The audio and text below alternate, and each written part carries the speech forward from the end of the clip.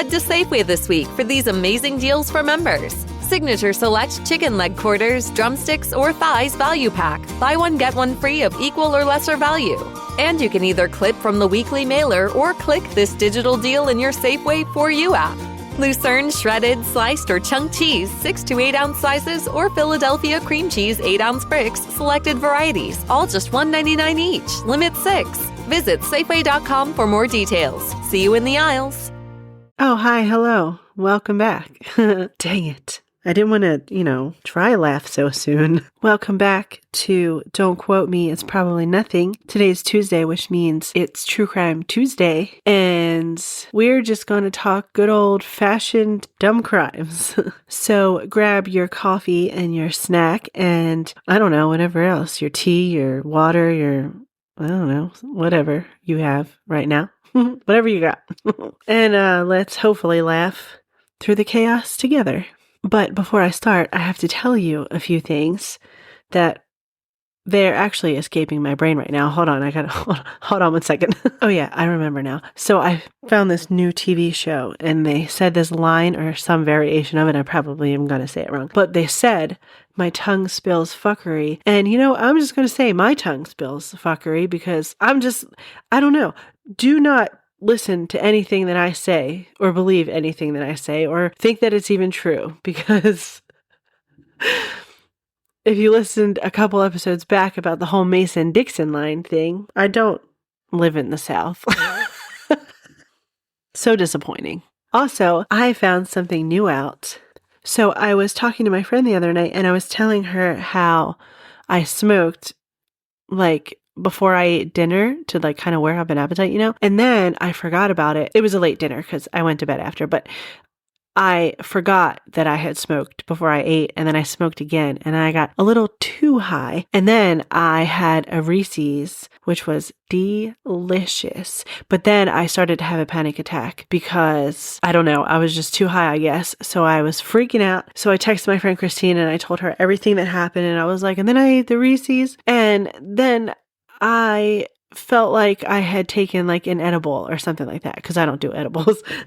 Anyway, and she was like, no, dude. She's like, it's a thing. Your high can be enhanced. You can get higher by eating chocolate or just food in general or going to a show or something like that. I guess whatever basically releases endorphins for you will make your high higher, I guess. And am I so freaking fat that a Reese's would be something that gets me higher? What the fuck? That's a fat high. But she also told me that there is a thing called Stoner College. She was like, oh, my friend told me all about it. He goes to Stoner College. And then all I could think of was, I've tried so many colleges, but I've never tried Stoner College.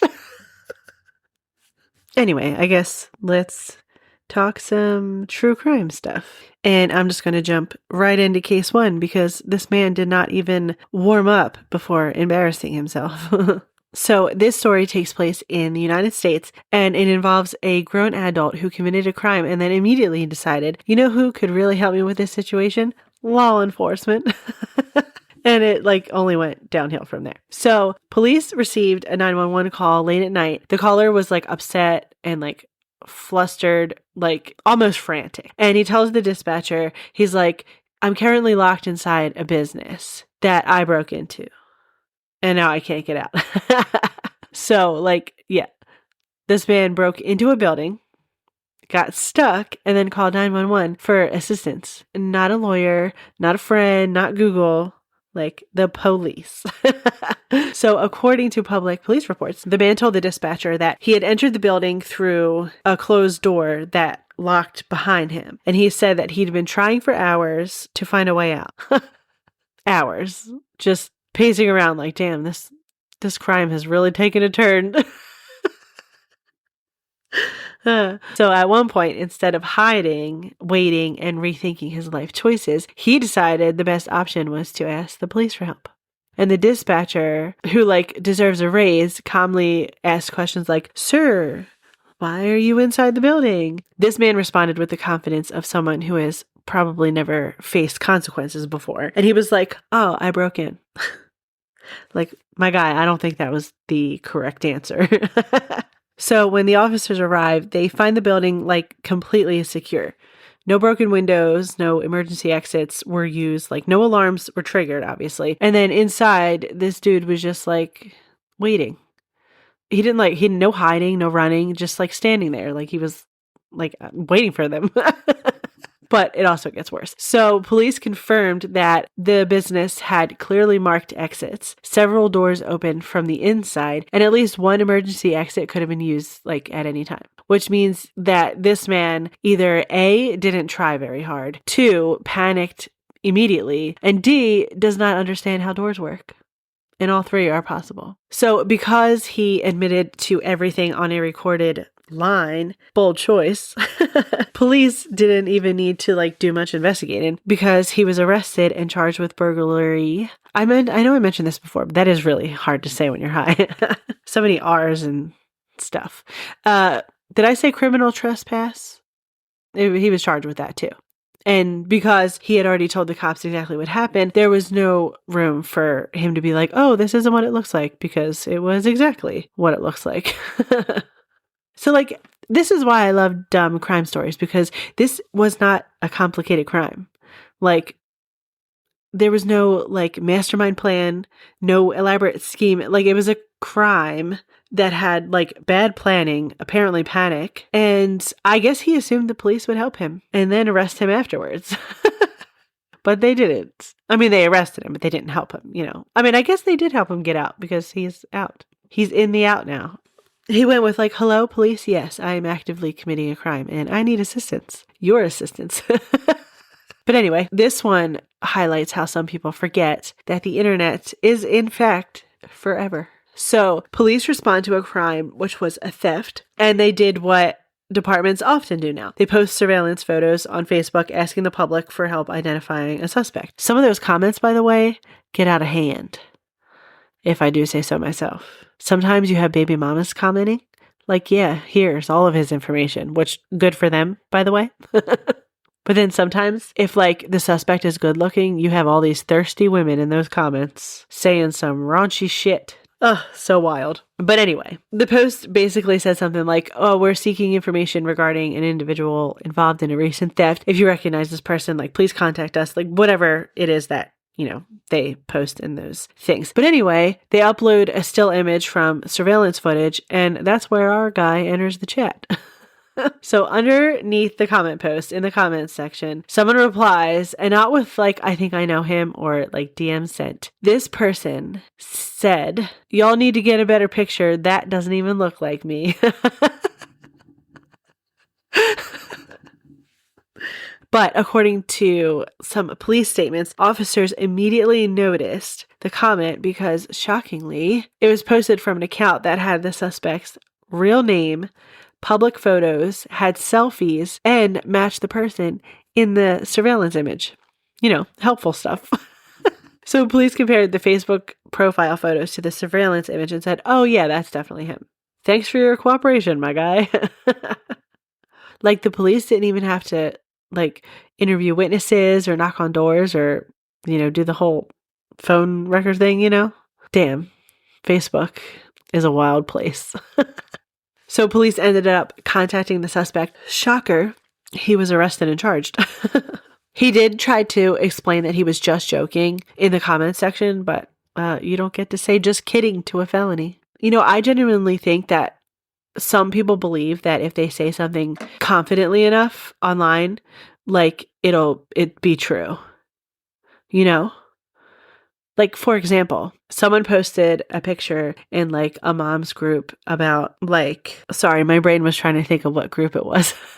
I forget what group it was. But anyway, they posted a picture and they were like, hey, do you know what's causing these marks on my clothes? And it looked like the thing in the back of the dryer, if you're looking inside the dryer, the thing along the back that looks like a vent with the little dots on it and stuff. Well, they probably get hot. But anyway, that's what the burn marks on this shirt looked like. Like the shirt got stuck in there and then it created little little burn mark hole things. And this person commented, and with all of the confidence in the entire world, she was like, "That's from your washing machine. The shirt got stuck, and that's dirt. You need to clean your washing machine because it's dirty." And I wish I could find the picture because they were most definitely burn marks and not dirt. And I don't know what point I'm getting to at the moment. But like, I don't know. For some reason, her comment kind of pissed me off a little bit because, okay, Miss Know-It-All, you're wrong, I think. Anyway, thank you for listening to my rant. Moving on. This case involves a robbery, not a complicated one, not a high stakes like Ocean 11 one, just like a basic robbery, basic planning, aggressively bad follow through. So after the robbery happened, they found the suspect, and then investigators later discovered the internet searches made like shortly after the crime by this guy. And he searched up things like, how long does it take police to trace a robbery? And can police track you through Google searches? And how to delete search history permanently? And can police see incognito mode? I mean, at no point should you ever be Googling yourself into a warrant, okay? If you're going to get a warrant, make sure it comes from unpaid parking tickets. I crack myself up. I also have a warrant for unpaid parking tickets. So if you're a sheriff listening, no, you're not. And no, I don't. But anyway, I don't even remember what I was talking about. But anyway, along with those Google searches, police also found location data placing him near the scene, timestamps lining up perfectly, and device activity that occurred immediately after the crime. Which, how are you going to commit a robbery and then do all your research afterwards? Like, why wouldn't you do that beforehand, I mean, maybe he did do it beforehand, actually. I don't know why I assumed he just did it after. But also, like, I don't know, go to the library and, like, use a book if they have it, You think they have books on how to get away with crimes? Like, robbery for dummies? Or, like, I don't know, what's a good crime? I don't know. Anyway, moving on. It is time for the Docket of Dumb, the part of the show where I read you 5 headlines and give you absolutely no context whatsoever. Ohio man accidentally sent a bag of meth through a bank drive-thru tube during a routine transaction. Drone drops steak, crab legs, and contraband into a prison yard. Intercepted by guards. Fugitive caught hiding in nativity scene while trying to avoid police. Sorry, it reminded me of Home Alone. Man arrested after pointing laser at sheriff's helicopter told deputies he was just being silly. Man arrested after calling police to report his stolen car, which he was actively driving. Drunk. And that concludes today's Docket of Dumb. So remember, crime is hard, thinking is harder, and some people really should not be left unsupervised. I just paused my recording and then picked up my phone to do something and then went on TikTok instead and just scrolled for 20 minutes. And now I forget what I'm supposed to do next. I'm not editing as I go because I have dinner in the oven, so I have to edit later. I'll tell you what I made though. It's ground beef, right? And you season it. I use salt and pepper and French onion soup powder mix, and you season the ground beef with that. And then you roll it into a really big flat patty. And then you put some cheddar cheese inside, like shredded cheddar cheese, like in the middle. And then you wrap the meat around it. You kind of make like a log with it, And then you take that and then you wrap it in bacon. Okay. And then after you wrap it in bacon, you cover it with brown sugar. And then you wrap it in parchment paper and you put it in the oven. And it's delicious. Probably like a heart attack with every bite, but worth it, I think. I don't know why I just love food so much. It's so good. Is that wrong? Is that what they call gluttony? One of the 7 deadly sins? Is that what's wrong with me? I'm gluttonous, maybe. I mean, I don't know. I make food that tastes good, so I like it, Anyway, thank you for hanging out with me on a very short but chaotic True Crime Tuesday. I have a long True Crime Tuesday episode coming right after Christmas, and it's going to be so good, and I feel like you're going to like it. But anyway, I've been working on it for like a month and a half. But if you laughed today or shook your head or like whispered something like, gosh, what does that guy say in SpongeBob? Gee, this guy stinks. I love SpongeBob. I probably mentioned that 50,000 times, but it's the best. But anyway, make sure you follow the show, leave a rating, and share it with someone who also enjoys listening to weird things so that they can talk about it. Shout out to everyone listening on Nighthawk Radio. And obviously, before I go, I have to tell you the song of the week. And it's from Bored as Hell. It's called Still Doing This. And I think you should go listen to it. Okay?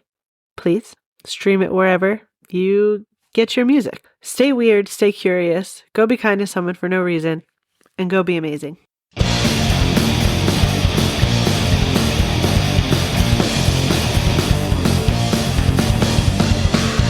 Not feeling great. I get to work an hour late, and everyone looks at me like I'm an asshole. My boss says, get over here. You smell like whiskey and beer, so I'm getting sent home early like an asshole. Whoa, I don't know why I'm still doing this. Whoa, I don't know why I'm still doing this.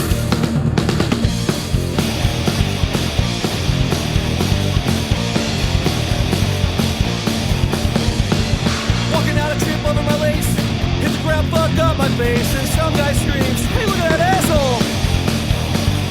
Heading home to see my girl, she's with some other girl, and she's getting tongue deep in her asshole. Whoa, I don't know why I'm still doing this. Whoa, I don't know why I'm still doing this.